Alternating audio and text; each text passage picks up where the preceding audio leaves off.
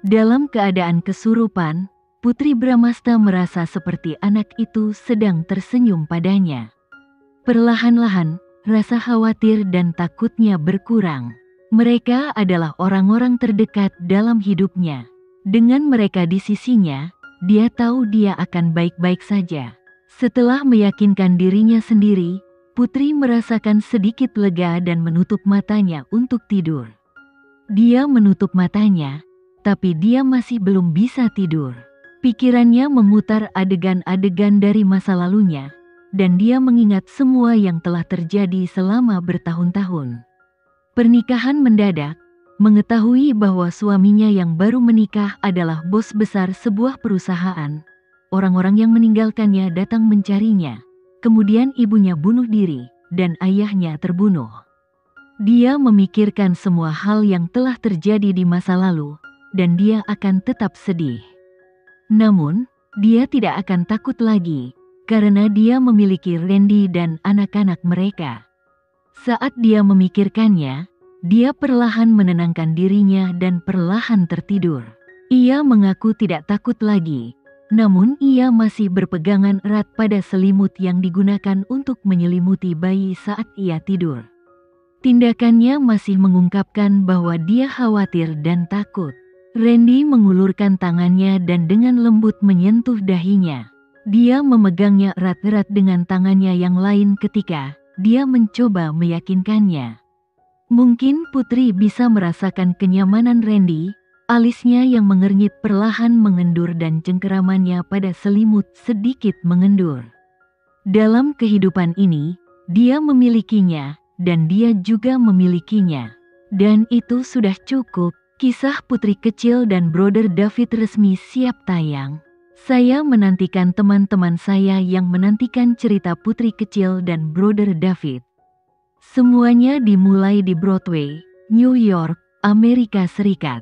Keramaian dan hiruk-pikuk yang familiar, kota besar, dan jalanan terkenal. Orang-orang dari seluruh dunia menjalani kisah indah mereka di sini setiap hari. Hari ini, ada acara besar yang sedang berlangsung di salah satu ruang konser. Itu adalah perayaan ulang tahun ke-18 Putri Pemimpin Global Sandiga. Panggung, lampu, alat peraga, aktor, penonton, semuanya sudah siap. Keluarga Kyle sudah lama menunggu di kursi VIP. Setelah hari ini, biji mata mereka akan menjadi seorang wanita muda berusia 18 tahun. Mereka pun antusias menyaksikan si kecil tercinta menari di hadapan publik. Namun saat ini, para pengawal yang kerap mengikuti Putri Sulung Priscilia, keluarga datang dengan tergesa-gesa dan menyerahkan surat kepada tuan muda pertama keluarga tersebut. Mereka berkata dengan hati-hati, "Tuan muda pertama, dia meninggalkan surat dan dia menghilang." "Apa?" Tuan muda pertama memasang ekspresi muram. Dia jelas marah, tapi dia dengan cepat menyembunyikan emosinya. Dia segera membuka surat itu, dan ada beberapa kalimat pendek yang tertulis di surat itu. "Ayah, Bu, aku sudah dewasa hari ini, dan sekarang, aku ingin melihat dunia luar sendirian. Jangan khawatir, dan jangan rindu aku, sayang, Putri." Meski suratnya singkat, kamu bisa tahu betapa bahagianya dia saat menulis surat itu. Suruh seseorang untuk segera mengejarnya. Kenzo Elias. Priscilia mengangkat tangannya dan melihat jam di tangannya. Kita harus membawanya kembali sebelum jamuan makan dimulai. Tuan muda pertama, dia berangkat ke bandara 3 jam yang lalu. Sekarang dia berada di pesawat menuju ibu kota negara A. Pengawal lain bergegas mendekat dan melaporkan berita yang baru saja dia terima kepada tuannya. Kalian mendengar hal itu, Kenzo sangat marah. Dia secara khusus meminta mereka untuk mengawasinya, tapi dia tidak menyangka dia masih bisa melarikan diri. Jika dia ingin bebas, biarkan saja. Ketika masa sulit, dia akan mengetahui cinta orang tua dan keluarganya. Seorang anak kecil yang menggemaskan tiba-tiba menyela kata-katanya. Orang asing manapun pasti tahu bahwa anak muda ini tampak bijaksana melebihi usianya. Negara A, Bandara Internasional Ibu Kota. Layar elektronik besar di ruang kedatangan menunjukkan bahwa penerbangan HH-389 dari New York ke negara A tiba tepat waktu. Namun setelah menunggu setengah jam, Safira Bhaskara masih belum juga melihat orang yang ditunggunya.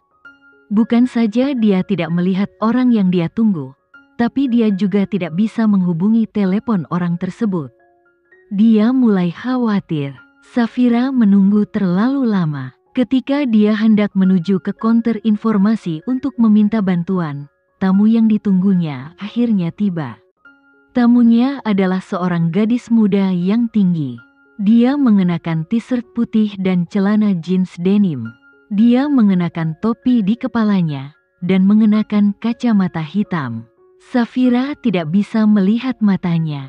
Dia hanya tahu bahwa meskipun tamunya mengenakan pakaian kasual, dia tetap tidak bisa menyembunyikan keanggunannya. Itu adalah keanggunan orang kaya. Ya, diakui Safira, putri kecil terlihat seperti tipikal remaja putri dari keluarga terhormat. Dia selalu tampil tenang, dia tahu cara menutupi emosinya dengan baik. Dia memperlakukan semua orang dengan sopan dan berbicara dengan fasih. Dia mencentang semua kotak centang dari seorang wanita muda yang sempurna. Faktanya, itu hanya sisi yang ingin ditunjukkan Putri Joy kepada orang lain. Seperti apa rupanya sebenarnya? Safira memikirkan 3 kata untuk menggambarkan dirinya. Setan kecil. Ya, dia hanyalah setan kecil. Putri akan selalu berbuat jahat pada orang lain, tapi tak seorang pun pernah curiga dia melakukan kenakalannya. Bukan karena keluarganya kaya, tapi karena gadis ini terlalu pandai menyamarkan perbuatannya. Bahkan Safira, yang selalu membantunya menjalankan tugas, akan ragu apakah putri kecil bersungguh-sungguh dengan kata-katanya ketika dia memintanya melakukan hal buruk itu. Hai, putri kecil, aku di sini. Safira melambai pada Putri Joy dan mencoba melompat, berharap putri kecil bisa melihatnya di tengah kerumunan.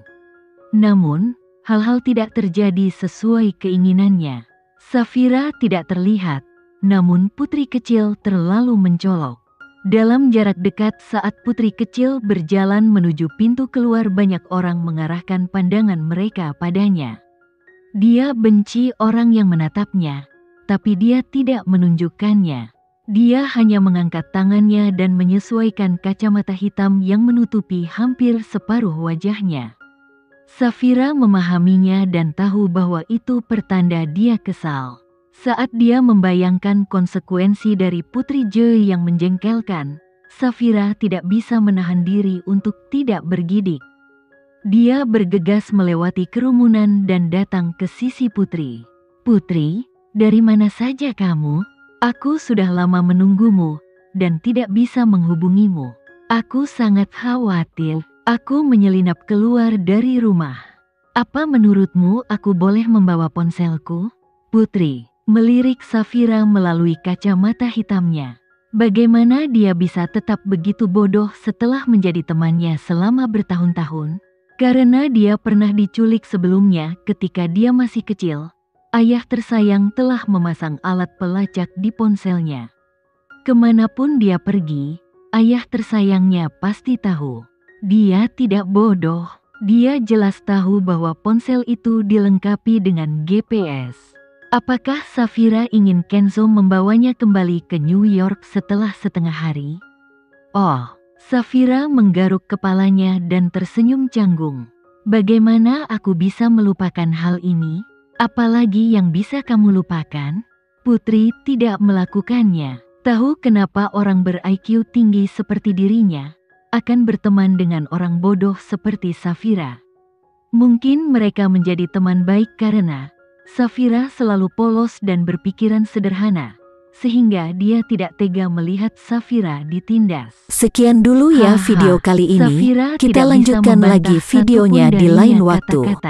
Oh iya, bagaimana menurut kalian? Semoga bisa sedikit menghibur kalian semua. Untuk teman-teman yang baru nonton, jangan lupa subscribe ya, hehehe. Dan kalau teman-teman ada yang ingin gabung langganan, bisa langsung gabung saja untuk dapat fitur yang menarik dan sedikit membantu Mimin. Terima kasih banyak sudah menonton, sampai jumpa lagi, bye. Kenzo, jadi lebih bijaksana jika dia tetap di tempat Safira.